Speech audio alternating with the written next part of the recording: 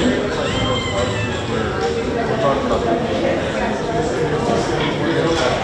evening, everybody. Thank you all for coming out on a nice, cool evening like this. Isn't it wonderful? First of all, I want to say thank you to Scott and the Lodge here for hosting us tonight.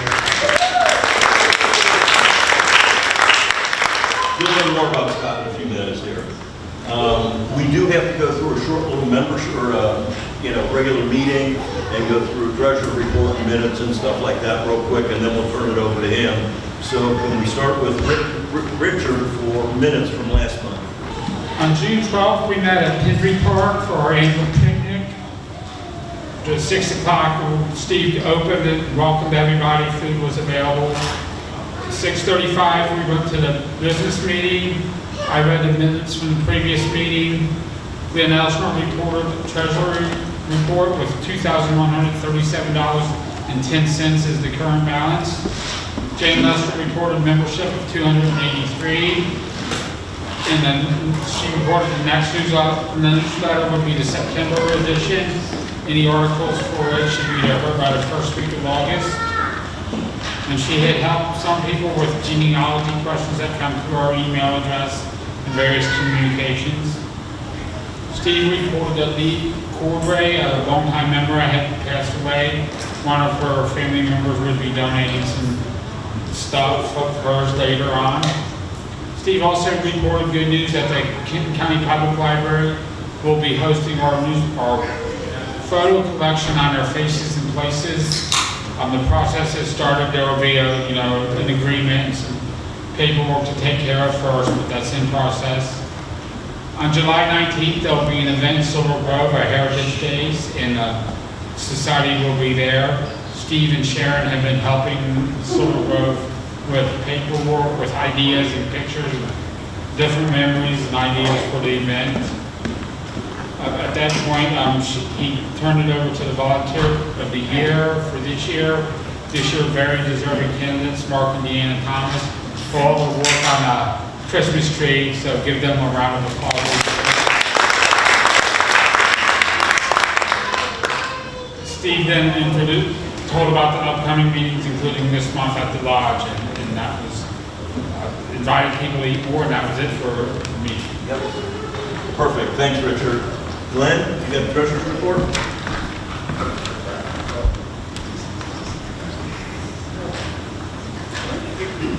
We opened the month with $2,137.10, renewed 3 members, and welcomed a new life member, received $33 in donations, sold $82 in publications.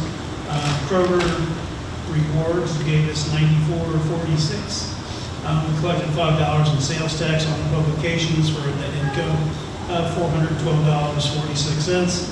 We bought supplies for the office for $72.42 and paid the copier lease payment of $116.56. So expenses were $188.98 and closed the month with $2,360.58. Very good. Thanks, Glenn. We're going to bring Richard back up here for gifts and donations. I felt terrible. Last Monday night we had a board meeting and Richard came in and I said, you might want to go back home. There were so many things that had been donated to us. It was piled everywhere.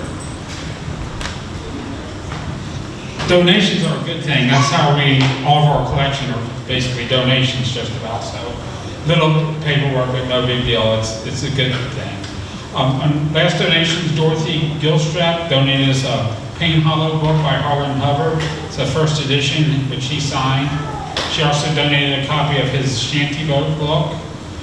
Richard Gieman of Diamond, I always butcher that, gave us a Band of Brothers photograph. Jim Storr gave us a book on Sam Woodfield by Ben Newell, as well as some printed material about Sam Woodfield and his guns by Robert Woodfield, and a book of the history of the St. Thomas Parish. Kevin Stott donated us some items from the collection of Lee Cordray, including a tape player, some projectors, and some films, as well as a Kentucky Colonel certificate for Dorothy Lee Cordray. I'm sorry about that. Bonnie Combs gave us some old baby clothes and what a family member had worn. She will give us a picture of it too. Paul Whalen donated us some various ballots and some political memorabilia campaigns from the early 2000s, including there was a bus pass from the gubernatorial debate at Campbell County High School, which is kind of neat. And Jan Reese donated some various local history books that we'll look at adding to our collection if they fit. Barb Kohler donated us miscellaneous items from Lambert Hale, including a shovel from an adult boy highway that was being worked on in 1983 when it first started, some books and some boxes of political documents. There's a book signed by Governor Combs as well. That's it. Okay, current membership is at 287. We did send out letters to some people who hadn't renewed for a couple of years, and from that letter we got back several responses of people who are paying up and a life member. So, okay, a couple more today. So that it's always, we spend a little bit on the postage, but we always get back more because people remember to pay their dues. It's only $12 a year. If you're not a member, that's all it costs for a year.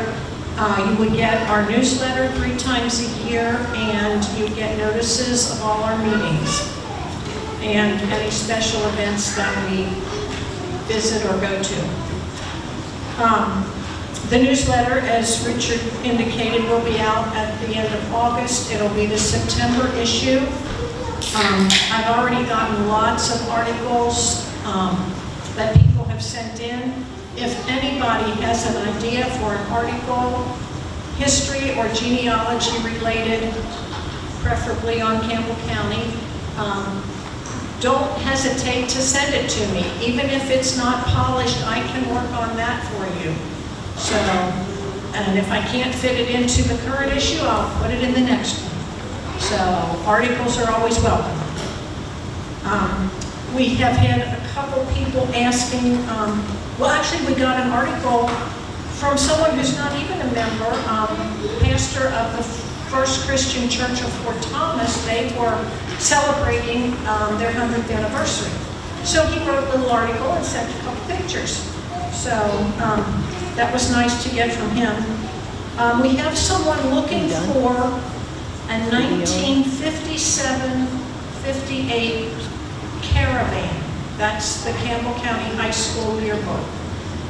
I'm going to put a notice of that in the yearbook, but if, I mean, in the newsletter, I'm sorry, in the newsletter, but if anybody knows anybody that might have one of those, and we're looking for one too, because we do have a big yearbook collection, but it's missing years for every school. We don't have every year from every school, and we sure would like to add to that collection. I think that's it. Okay. There are actually 2 of us that work on the Veterans Collection. Marcia Barbie is not here tonight. The May total was 12 veterans were added, bringing the total to 16,329. And for those of you who are not familiar with our organization, we have one of the largest veteran collections in the state of Kentucky. If a veteran was born here in Campbell County, lived here, or died here, we try to put a sheet on them in their military service.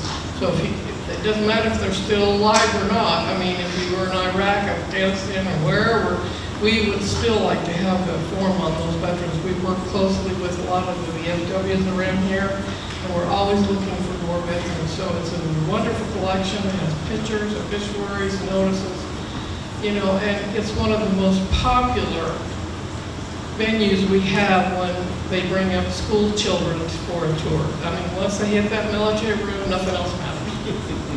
I can testify to that. Thank you. And it's a marvelous tool for somebody doing family research.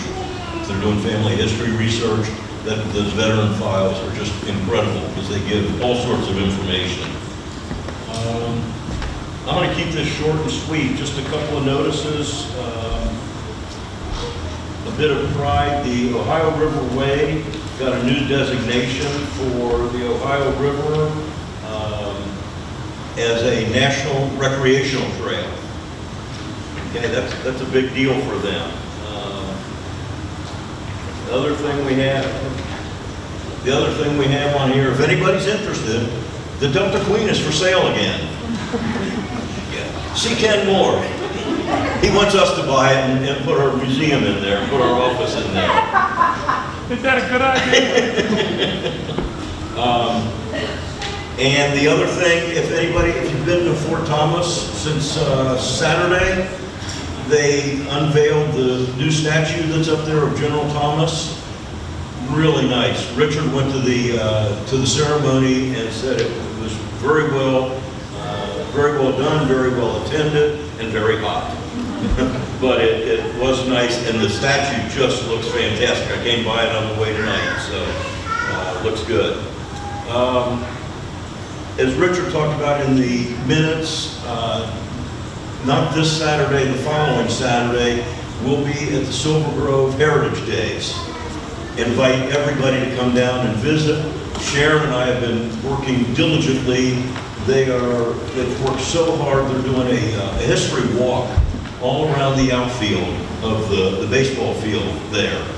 And the lady, Julie Ziegler, who's on city council down there, has done a phenomenal job of putting that together, talking about the history of Silver Grove, and we're pretty proud of it, and I think she is too. So I invite everybody to come down and visit. And with that, I'm going to turn it over to Scott and let him tell us all about this building, the Masons that were here, and all the wonderful things that he's doing here now. So this is Scott Bessler.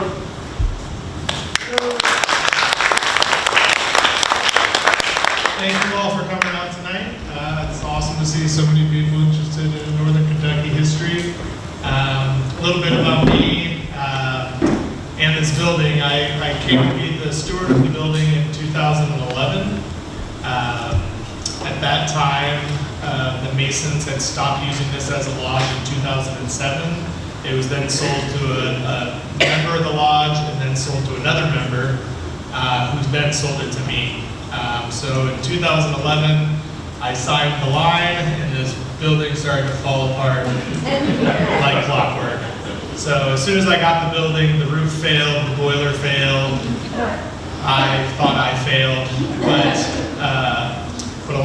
over the last 14 years, we've kind of, with the help of a bunch of friends and musicians and artists and laborers, kind of have pieced this thing together as like a major DIY project.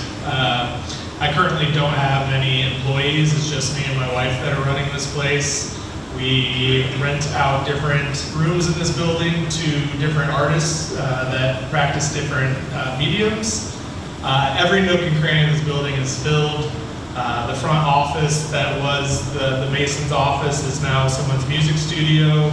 Back there is my photography equipment and also someone's band practice space. The basement has a company called Foleytronics, which works on vintage audio electronics, such as tape machines and other analog gear for recording studios, which is really nice because we have an analog recording studio upstairs. So if we ever had any problems with our gear, we just send some of the boys in the basement upstairs to fix it. So the work they're doing downstairs, like, there's only a handful of people in the country that work on this type of high-end synthesizers and electronics, so that's really cool. We also have a couple mural companies that work out of the basement, but you'll see most of their work out in the field and out in the city. Dayton, Kentucky's mural down the street was done by some of our guys in the basement from OSRS. Robbie Burgess designed that mural. That was a really cool collaboration. What else? We also newly have a tattoo studio up in that balcony room, which just happened as of last week. That's a new little feature that we can now have bands come in and record, and they can also get a tattoo while they're here. So when I first got the building, it was say it was kind of difficult to do what I wanted to do because not a lot of people have heard or even tried this type of venture where you have all these different conglomeration of artists in one space. And at the time, it wasn't really thought of as a great idea.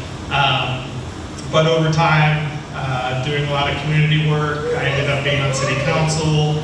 Kind of the tides have changed a little bit in Dayton to open up to new ideas, and the current administration's been really cool as far as like letting us kind of just go with the times and make use of the space as much as we can. So as far as public facing activities, like we do rent out this place for events, so we've hosted weddings, baby showers, you name it.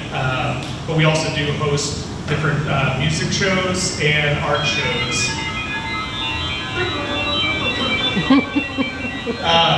We have art gallery shows in here, and then upstairs we also have a stage for like larger shows as well. So you can follow our social media to find out a little bit more when we have stuff going on. But where am I going with this? I'm not totally sure. Oh yeah, so the Masons, Henry Barton's Lodge still meets, as far as I know, in Newport, Kentucky. They sold this building mostly because of the stairs, as some of you will find out as you go up all 67 of them. But I'm thankful to that, so I was able to buy the building because they didn't like the stairs, and neither do I, but I'm dealing with it.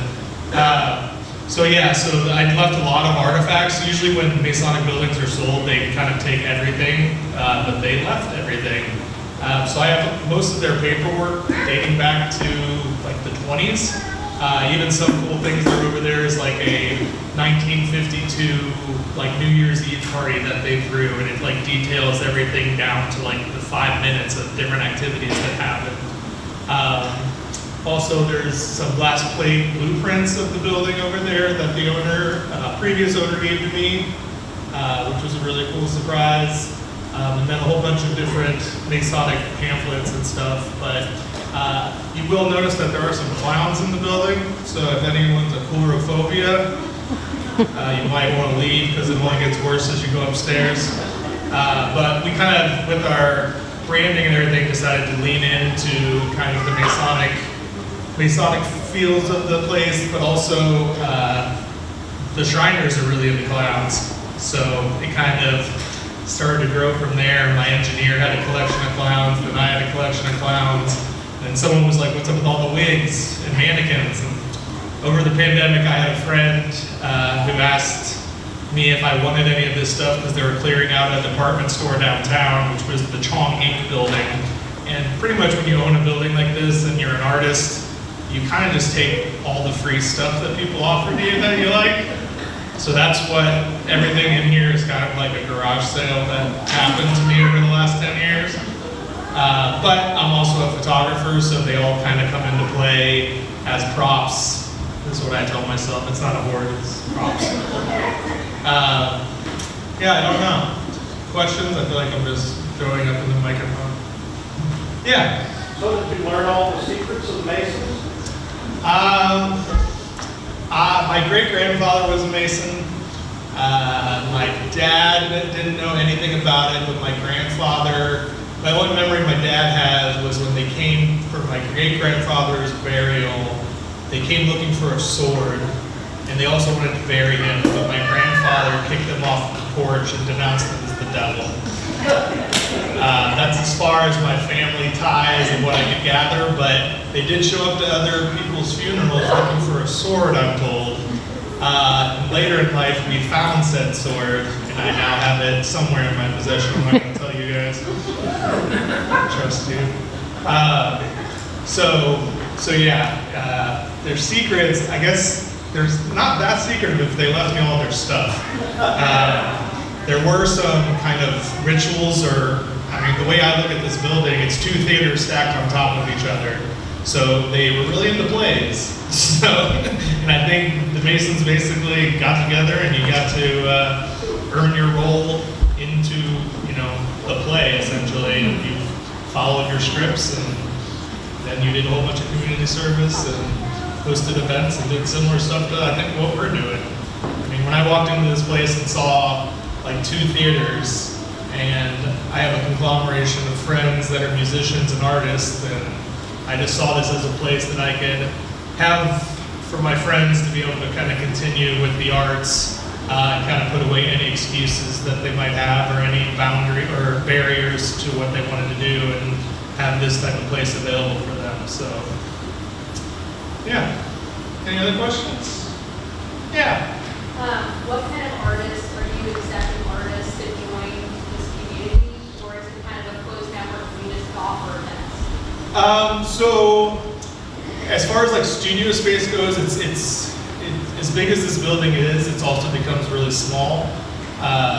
We currently are filled as far as our like actual private studios go.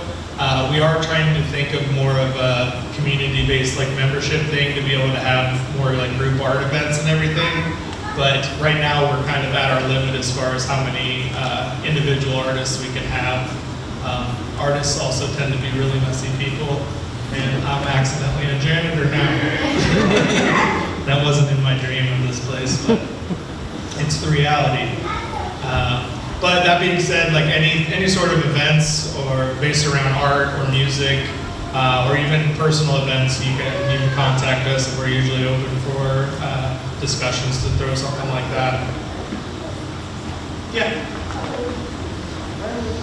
It was built in 1922. The lodge itself, Henry Barnes Lodge, was organized in 1897. Henry Barnes, from my research, he was in the printing business in Cincinnati. I actually had a hard time trying to really find out a lot about his life. None of that was really here. But yeah, that's as far as I got. He was in the printing business.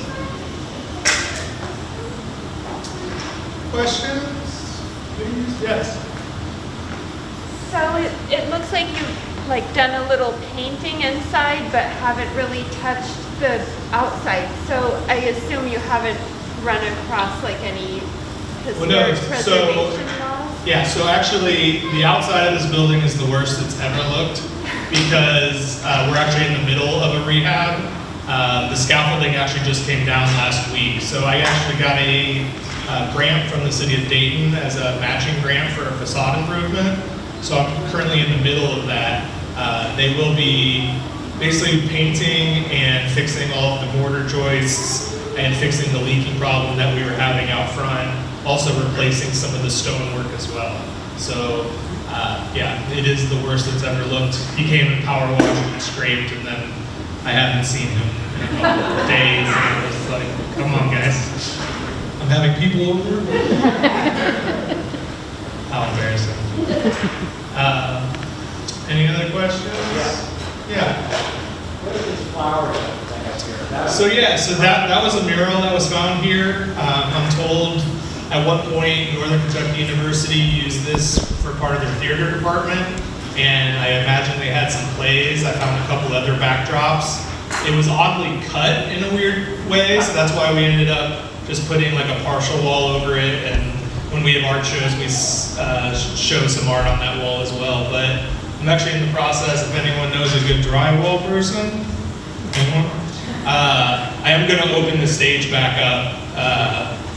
As big as this building is, there's not a lot of storage, so back there is a lot of my photography storage and even more weird props and mannequin heads and wigs and all those type of fun things.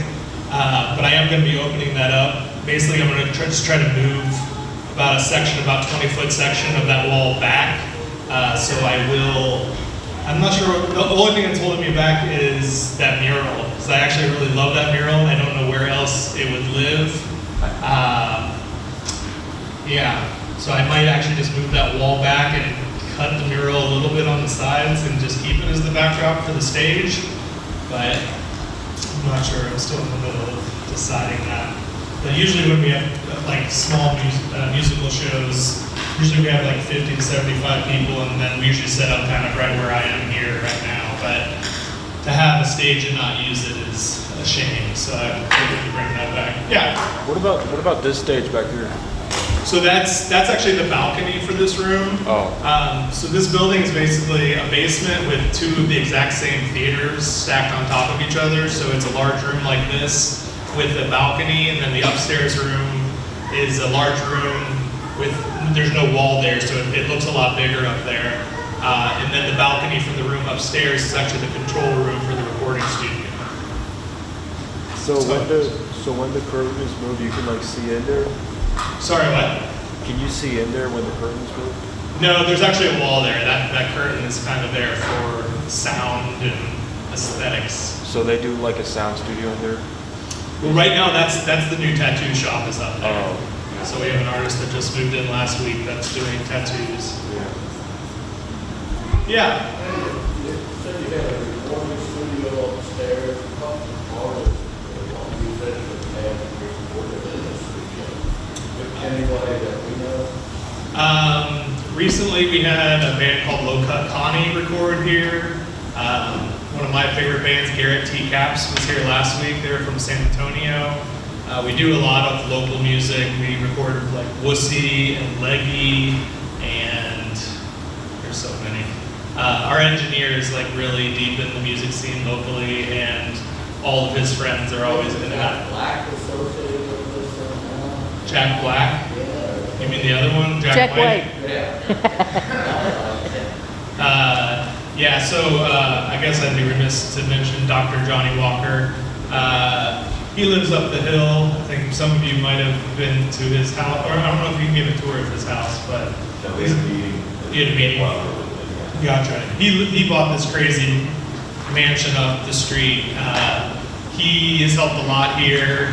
He basically got the recording studio started. He bought the board, and he also helped build out the entire recording studio upstairs. But he was in a band called the Soledad Brothers, which toured with the White Stripes early on in his career. So he's kind of grew up with Jack White and a whole bunch of other pretty famous musicians. But during the pandemic, Jack White had a dream that this Masonic bench that he was building, that he turned into an instrument, would live in the room upstairs. And like all of his dreams, they come true, I think. So it's up there, and it's a kind of a tool for the recording studio that people can play. And it's literally this big, beautiful blue velvet bench that he built speakers into, and you can play a guitar through it. So, yeah. So the artists rent their space, and the recording groups that come in, they rent the space for the time they're there? Yep. Yeah, I basically have a group of artists that rent monthly from me as like their solid studio space, and then people can also rent this room by the hour, and then also upstairs as well. Do they use it for like rehearsal space then? Sometimes. There's a band called Foxy Shazam. Also that band Walk the Moon. They, early on in the process of this place, like, so when I bought the building, the roof failed like immediately. Imagine this whole middle section right here upstairs started to swell, and we kind of knew what was going to happen, so we put out a bunch of tarps, and almost the entire ceiling came down upstairs.